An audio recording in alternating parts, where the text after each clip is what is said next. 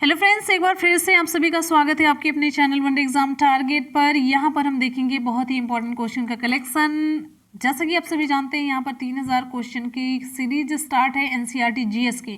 तो NCERT GS के बहुत ही इंपॉर्टेंट क्वेश्चन इस वीडियो में आपको देखने को मिलेंगे। मेनली आपका सब्जेक्ट होगा बायोलॉजी, जीव विज्ञान से, साइंस से रिलेटेड क्वेश्चन। बहुत ही चुन करके, बहुत ही सेलेक्ट करके एक क्वेश्चन का कलेक्शन हम आप तक पहुंचा रहे हैं। अगर पूरा आप जितना भी एनसीईआरटी जीएस हम कवर करवा रहे हैं आप कर लेंगे पूरा, मैंने प्लेलिस्ट बना रखी है, तो आपका जीएस का कोई भी क्वेश्चन बचेगा नहीं। ठीक है, तो चलिए बिना किसी देरी के क्लास को स्टार्ट करते हैं। और आप सभी को बता दें, मॉर्निंग 6 बजे और दोपहर के यानी कि 3 बजे आपकी क्लास चलती है एनसीईआरटी जीएस की, और मॉर्निंग 6 बजे होती है करंट अफेयर की क्लास। तो आप लोग दोनों क्लास जरूर ज्वाइन कीजिए। और शाम में आपकी एससीईआरटी की क्लास होती है, जिसका टाइम फिक्स नहीं है नेटवर्क की वजह से। चलिए क्वेश्चन को स्टार्ट करते हैं। पसीने वाली ग्रंथियां मानव शरीर के किस अंग में मौजूद होती हैं? ऑप्शन यहाँ पर हमारा डी सही हो जाता है, त्वचा। पसीने वाली ग्रंथियां कहाँ पर मौजूद होती हैं? मानव शरीर के त्वचा वाले अंग में। त्वचा भी अंग है, तो इसमें ये मौजूद होती हैं। आप तभी देखते होंगे पसीना निकलता है हाथ से, चेहरे से, मतलब हर पार्ट में त्वचा जहां जहां पर भी होती है। त्वचा हमारे शरीर को सुरक्षा भी प्रदान करती है।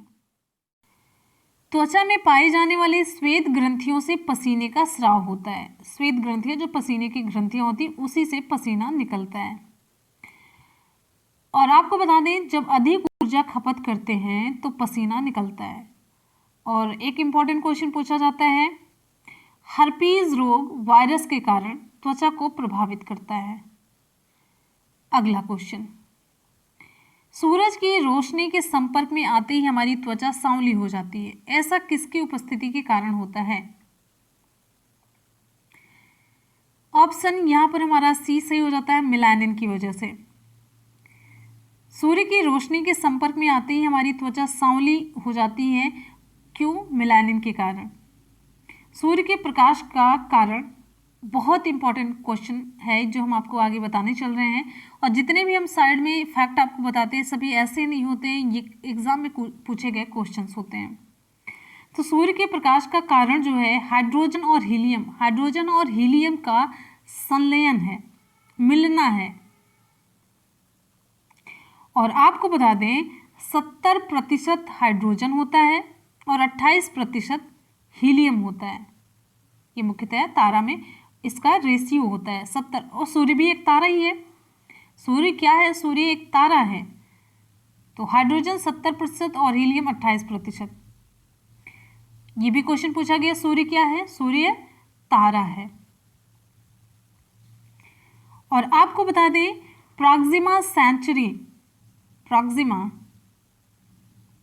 प्रॉक्सिमा सेंचुरी ये सूर्य के बाद पृथ्वी के सबसे निकट का तारा है।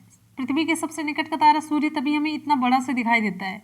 और तारे देखिए कितने छोटे छोटे दिखाई देते हैं। तो ये प्रॉक्सिमा सेंचुरी ये सूर्य के बाद का पृथ्वी के नजदीक का दूसरा सबसे बड़ा तारा है, सबसे निकट का तारा है। ठीक है। और आकाश में ज्ञात पूरे 89 तारा मंडल हैं। और आपको बता दें, सेंटोरस तारामंडल में सबसे अधिक 94 तारे हैं। ये तारामंडल हो गए। अब अलग अलग तारामंडल में कुछ तारे होंगे, तो सबसे ज्यादा है सेंटोरस तारामंडल। इस तारामंडल जो 89 है उसमें से एक नाम है, और उसके पास ही सबसे ज्यादा तारे हैं। आते हैं हम नेक्स्ट क्वेश्चन पर। हमारा क्वेश्चन है, मलेरिया रोधी दवाओं के आविष्कार को चिकित्सा के नोबेल पुरस्कार से सम्मानित किया जा रहा है। यह दवा किस औषधीय पौधे से निकाली जाती है? ऑप्शन यहां पर हमारा कौन सा सही होगा? ऑप्शन यहां पर हमारा सही हो जाता है ऑप्शन ए, आर्टिमिसिनिन, अजवैन। मलेरिया रोधी दवाओं के आविष्कार को चिकित्सा के नोबेल पुरस्कार 2015 से सम्मानित किया गया। और यह दवा आर्टिमिसिनिन यानी कि अजवैन औषधि पौधे से निकाली जाती है। मलेरिया रोग किससे होता है? मलेरिया रोग होता है प्लाज्मोडियम परजीवी मादा एनाफिलीज मच्छर के काटने से। मलेरिया रोग किसको प्रभावित करता है, किस अंग को, ये क्वेश्चन पूछा जाता है, बहुत इंपॉर्टेंट, तिल्ली और आरबीसी को प्रभावित करता है। ठीक है, और आपको यहां पर बता दें, रोनाल्ड रास ने मलेरिया परजीवी द्वारा मलेरिया होने की पुष्टि की और बताया कि मच्छर इसका वाहक है। ठीक है, और ये खोज बहुत बड़ी थी। अगले क्वेश्चन पर चलेंगे हम। नेक्स्ट हमारा क्वेश्चन आप सभी की स्क्रीन पर क्वेश्चन है, आंतरिक गति निर्धारक मानव शरीर के निम्नलिखित अंगों में से कहाँ स्थित होता है। ऑप्शन यहां पर हमारा बी सही हो जाता है, दिल में। आंतरिक गति का निर्धारण मानव शरीर के दिल से होता है। हाइपोथैलेमस शरीर का ताप नियंत्रित करता है, ये क्वेश्चन खूब पूछा जाता है। और शरीर के बाहरी तापमान का नियंत्रण किसके द्वारा होता है, कान के द्वारा होता है। नेक्स्ट है,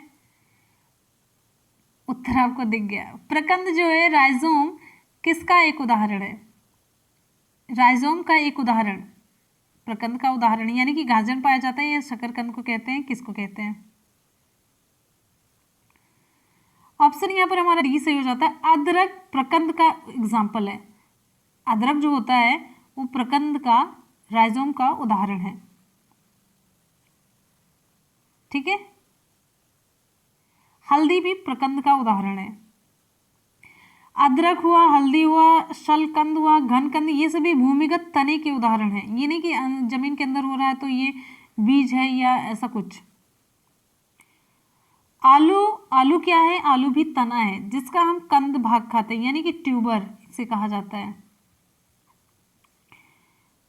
ठीक है, ये कंद भी भूमिगत तने का उदाहरण है। कहीं कहीं पर कंद कहा भी जाता है डायरेक्टली। पूछा जाता है घनकंद का उदाहरण, तो केसर है, बंडा है। और मूसला जड़ों का उदाहरण पूछा जाता है तो ये गाजर है, शलजम है, मूली है, ये सभी है। नेक्स्ट क्वेश्चन पर चलेंगे। हमारा अगला क्वेश्चन है, निम्नलिखित में से कौन एक प्रमुख मनोवैज्ञानिक थे। मनोवैज्ञानिक पूछा जा रहा है। Option C, Sigmund Freud. Sigmund Freud एक प्रमुख मनोवैज्ञानिक थे। फ्रायड ने अचेतनावाद को प्रयोगात्मक विधि से बताने का प्रयास किया। ठीक है, नेक्स्ट हमारा क्वेश्चन आप सभी की स्क्रीन पर है। निम्नलिखित में से किस में अधिकतम पैर होते हैं। मकड़ी है, सहस्त्रपाद है, और सेंटीपीड जिसे गोजर कहते हैं, और dragonfly. Option B, millipede को कहते हैं, सहस्त्रपाद। तो ये कीट वर्ग में आता है और ये आर्थ्रोपोडा संघ में आता है।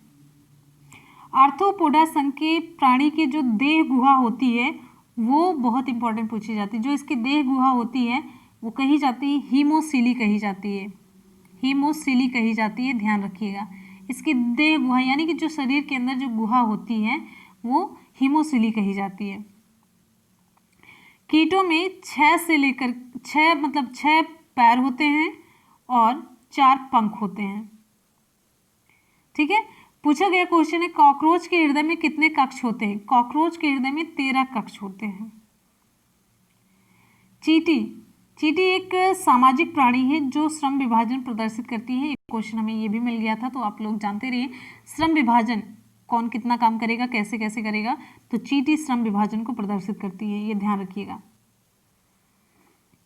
जो कीट वर्ग है आर्थ्रोपोडा संघ में आता है। कीट वर्ग जो कीड़े मकोड़े पाए जाते हैं वो आर्थ्रोपोडा में आते हैं। ठीक है, ये संघ है। अगला क्वेश्चन आपके लिए, लीमर क्या है। लीमर क्या है। विकल्प यहां पर हमारा डी सही हो जाता है। मेडागास्कर में पाया जाने वाला एक जानवर है लीमर। और मेडागास्कर कहां पर स्थित है, हिंद महासागर में स्थित है। और मेडागास्कर हिंद महासागर में स्थित सबसे बड़ा द्वीप है। इंपॉर्टेंट है ये क्वेश्चन, लीमर पूछा जाता है। तो मैक्सिमम ये फीमर से को रिलेट कर लेते हैं, हड्डी पर भी क्लिक चला जाता है। नेक्स्ट हमारा क्वेश्चन है, एक व्यक्ति की भूरी आंखें, नीली आंखें या काली आंखें, इनमें किसमें विशेष रंजक की मौजूदगी के कारण होता है? जो भूरी आंख होती है, नीली आंख होती है, किसकी वजह से भूरी, नीली, पीली, काली दिखती है? विकल्प यहाँ पर हमारा कौन सा सही होगा? पुतली होती है, कार्निया या आयरिस, या क्या होता है? चलिए, आप लोग जल्दी से रिप्लाई नहीं कर रहे हैं, थोड़ा फास्ट रिप्लाई करते रहिए जिससे मुझे भी पता चल सके।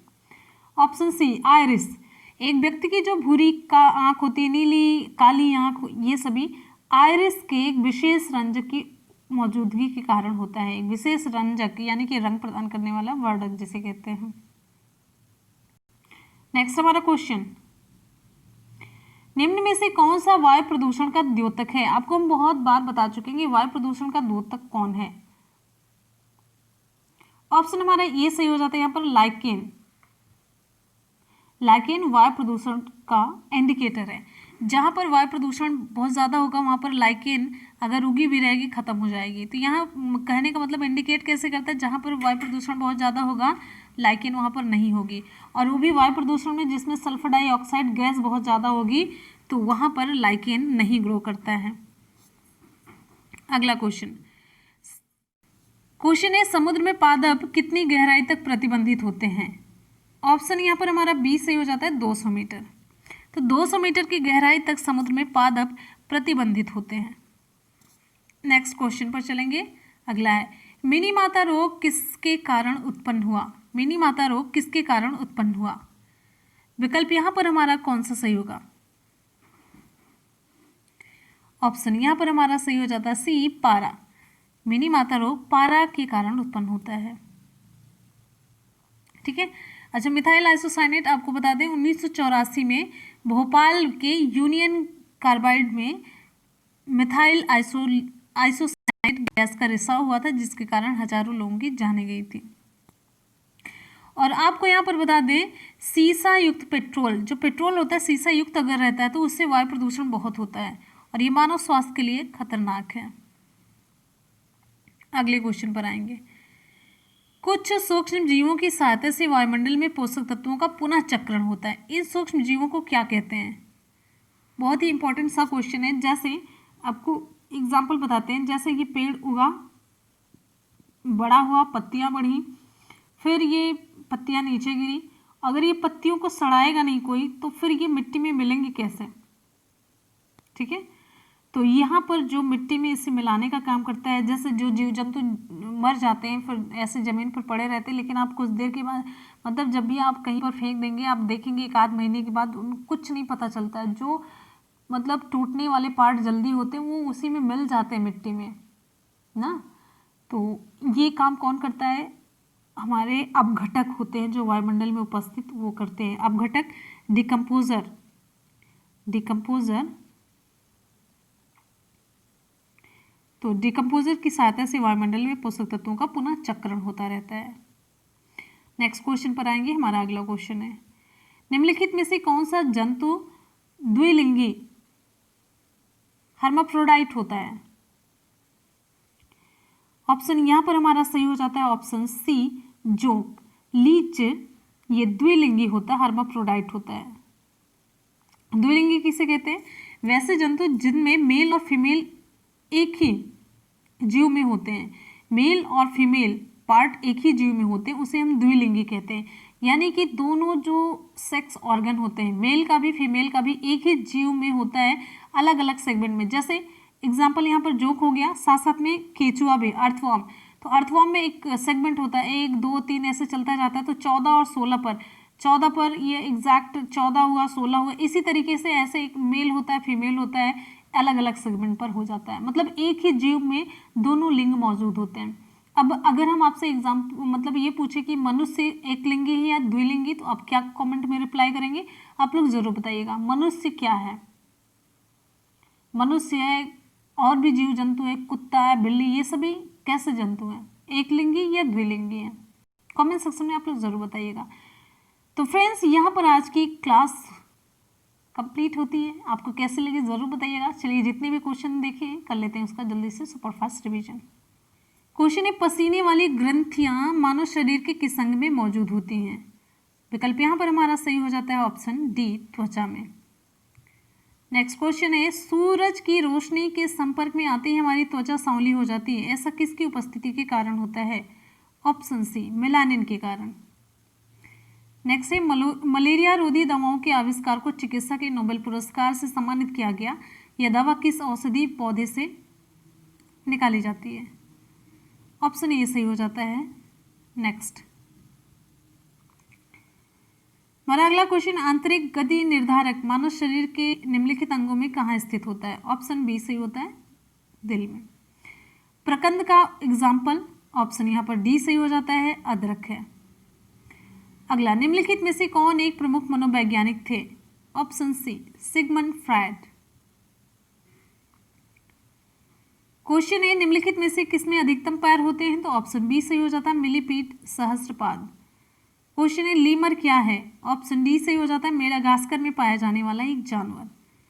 अगला है, एक व्यक्ति की भूरी आंखें, नीली आंखें या काली आंखें, इनमें से किस में विशेष रंज की मौजूदगी के कारण होता है?